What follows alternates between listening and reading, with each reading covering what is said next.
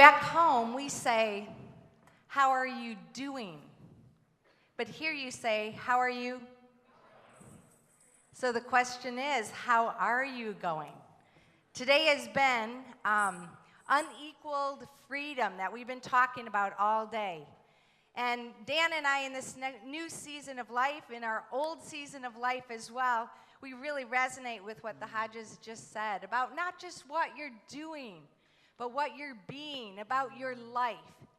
And going to the ship for us and beyond really represents what God's calling us to, launching life momentum.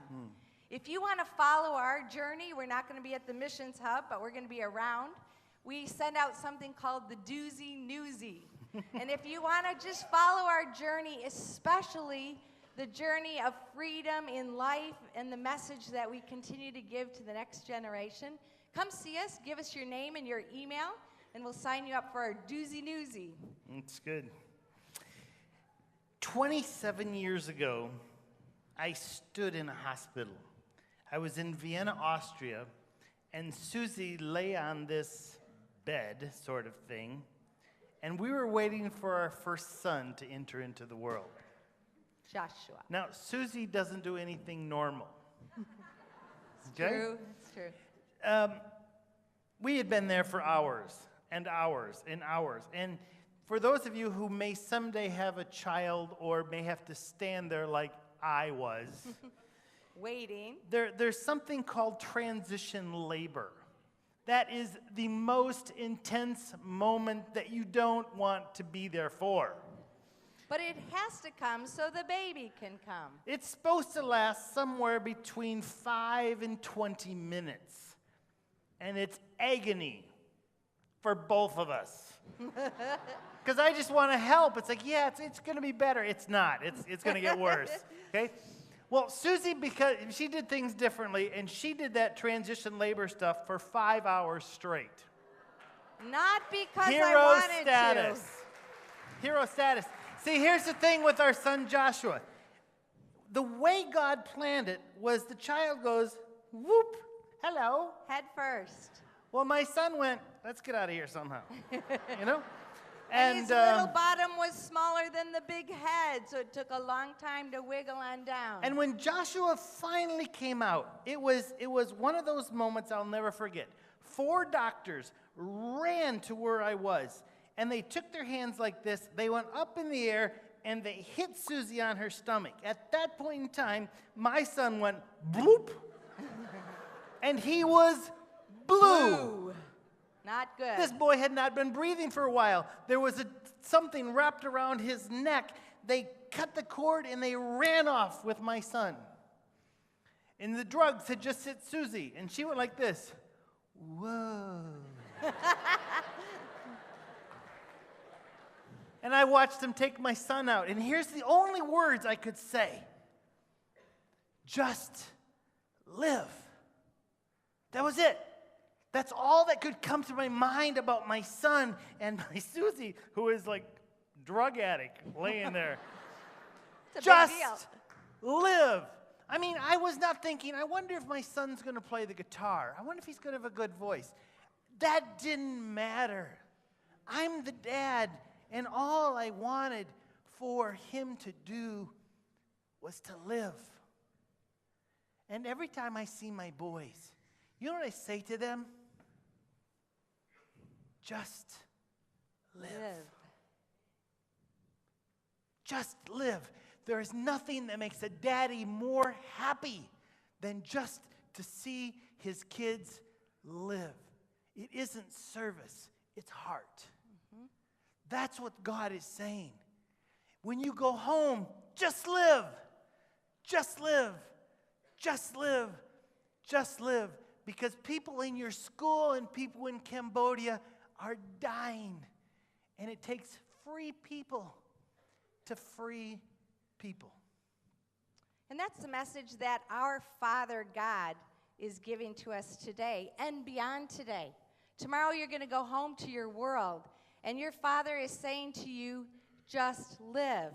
Be free to live. But in our world, we get different messages.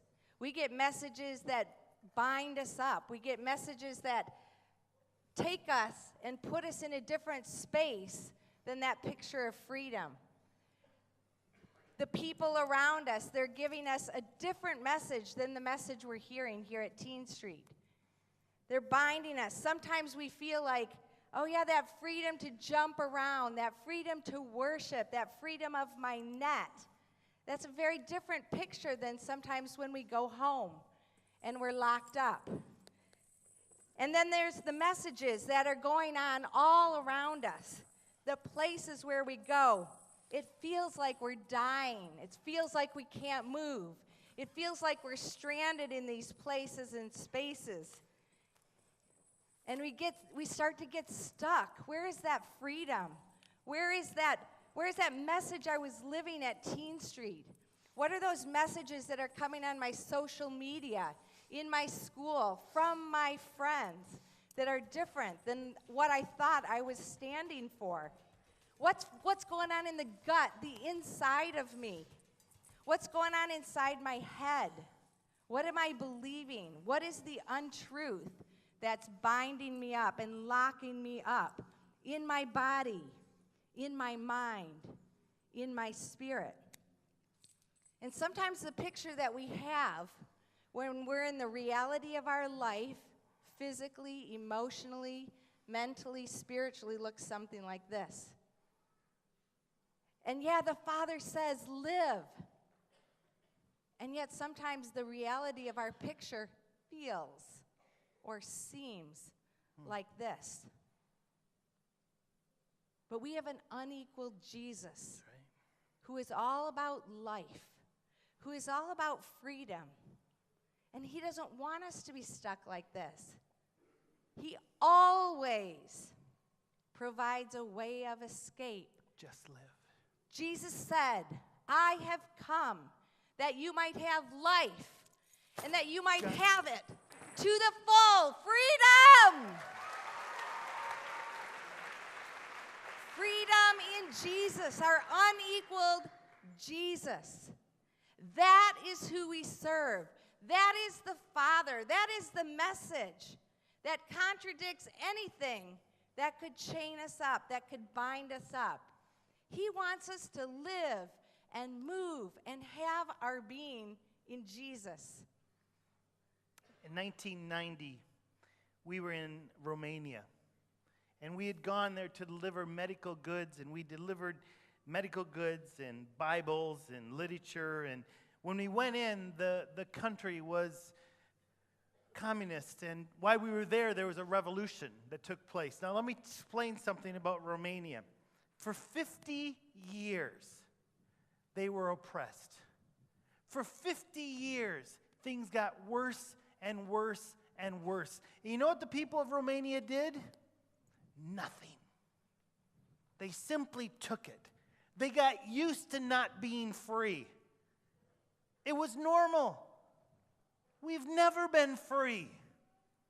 But on December 23rd of that year, something happened. Somebody said, no more. No more. While we were there, we picked up this flag. This flag used to represent everything that was bondage, everything that was wrong, everything that was stealing freedom. This was the communist symbol back in the day. And the people decided to cut it out and say, no, no more bondage. We want freedom. They were running through the streets with flags like this, proclaiming, we are free. We are free. They made a choice. And in one day, everything changed because they said no more. Mm-hmm. That's the message tonight. This is not free. This is the message of the world. They want to say, I'm going to hold you captive for 50 years. But in the power of Jesus, you can say, no more, because Jesus' message to you is just live. Just live. Because when you live, the world will see your life, and they will see the life of Jesus. I have come to give you life, and that to the full. Cambodia, Vietnam, Myanmar. The list goes on and on of people that are exactly here. And you know what they need? They need people to show up, to love them, to help them say, in Jesus, no more. And when I look across this crowd, I see people incredibly loved by God. Yep. Each of you very unique, very special. You don't need to copy anybody because God made you amazing. You just need to live. And when you live it, the world changes. The world around you changes. People who think there's no hope find there's hope. People bound up realize, I don't have to live there. Because Jesus says, heart. I want your heart. And there's nothing more attractive than someone that's fully alive. And when that life comes from Jesus, it's unstoppable. And this world will be changed. So tomorrow you're going home. You're going into your spheres of influence. How long are you going to be free? How long are you going to stay free? Sometimes we come to a camp like this and we let it wear off because we don't stay connected to Jesus. And we let those things around us begin to bind us up again without the freedom of Jesus. But no, there are others of you who have come back from TeenStreet, and you say, no, I'm living for Jesus, and this year, compared to last year, I am stronger in Jesus. I'm growing in Jesus. Right. I've spent my time with God. Every day I've gathered my net around me to support me in going for Jesus. This world, Australia and beyond, needs free people who are connected to Jesus, who are living in freedom day after day after day after day. Some people in the world, as we've been hearing about, they don't have a choice for freedom, but you do. That's right. So what are you going to do with your freedom? How are you going? What does your freedom look like? Tonight we're going to celebrate in a lot more freedom, aren't we, worship band? And if you need to, you and God, take a moment and declare your freedom, you do that. Now, this is not a time where you're going to come up with all your friends and have a love fest. This is you and Jesus. This is you and Jesus, because your love fest doesn't set you free. It's when you meet with Jesus, you bring it to the cross, and you hear this. Freedom. So during worship, if you want to just come up and just be with Jesus, we invite you to do that. God bless you as we worship.